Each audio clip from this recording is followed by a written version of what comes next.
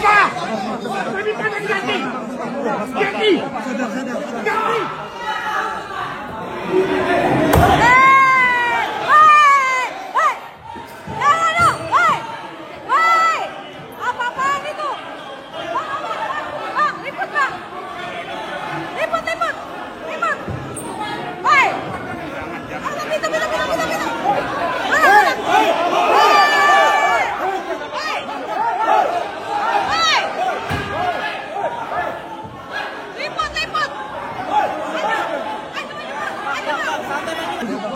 Tidak bisa! Tidak bisa! Tidak bisa! Lebih banyak ganti! Ganti! Ganti! Ganti! Sadar. Tidak bisa! Tidak bisa! Ganti! Ganti! Ganti! Ganti!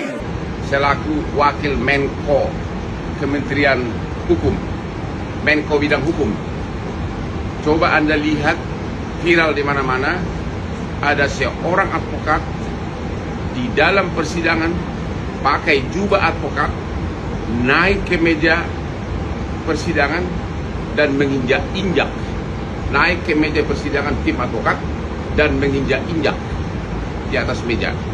Ini adalah kebrutalan pertama dalam sejarah hukum Indonesia.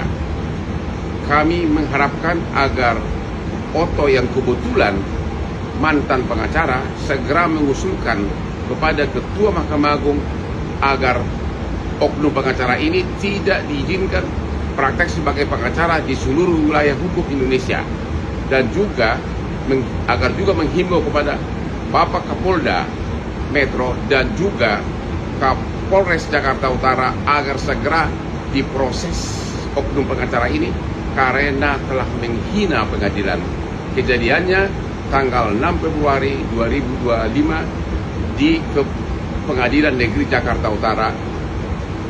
Rekan Otto bisa melihat, Otto Hasibuan bisa melihat. Memang terus terang aja sampai sekarang ketentuan undang-undang tentang contempt of court itu nggak ada.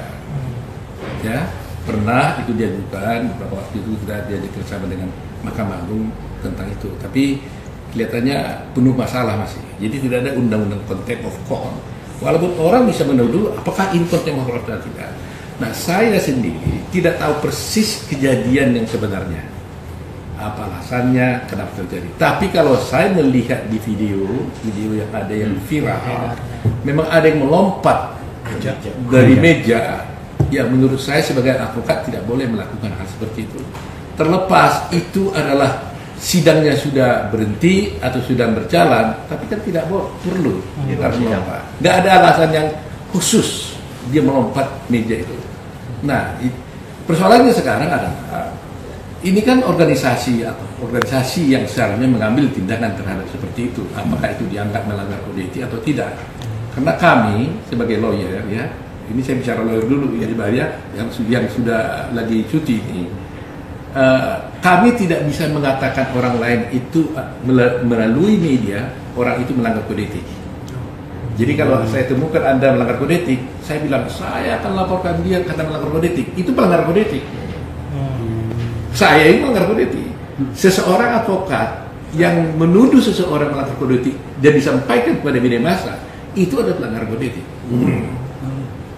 Jadi kalau saya merasa ada orang lain melanggar kode etik, saya nggak lapor kepada wartawan, saya lapor ke Dewan Kehormatan. Nah, itu soal Dewan Kehormatan mau umumkan, silakan gitu. Nah, jadi saya bicara secara umum aja, ya, bicara umum, ya. Tidak menunjuk kasus tertentu, bahwa secara umum bahwa kalau seorang advokat itu wajib dia menghormati satu teman sejawatnya. Jadi sesama advokat pun harus saling hormati antara sesama penegak hukum. Dan ketiga, menghormati pengadilan. Itu mandatori itu. Ya.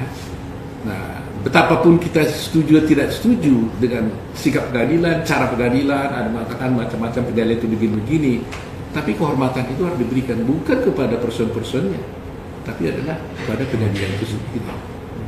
Berarti Pak Wamen kalau misalnya sampai naik meja itu masuk dalam pelanggaran dalam persidangan?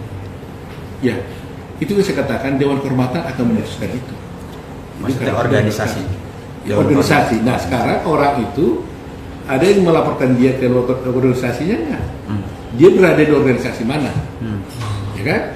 Nah karena Dewan Kehormatan pun seperti kalau itu banyak anggota Peradi, Dewan Kehormatan pun tidak boleh memeriksa itu kalau tidak ada yang melaporkan.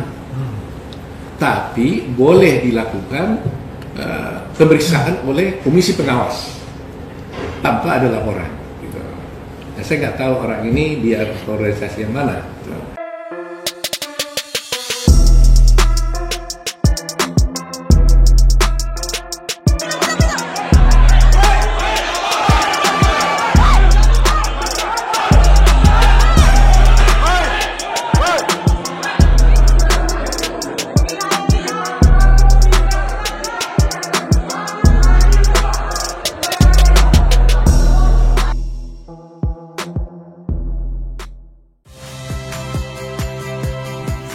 Rizka Clarissa. Saksikan program-program Kompas TV melalui siaran digital, pay TV, dan media streaming lainnya. Kompas TV, independen, terpercaya.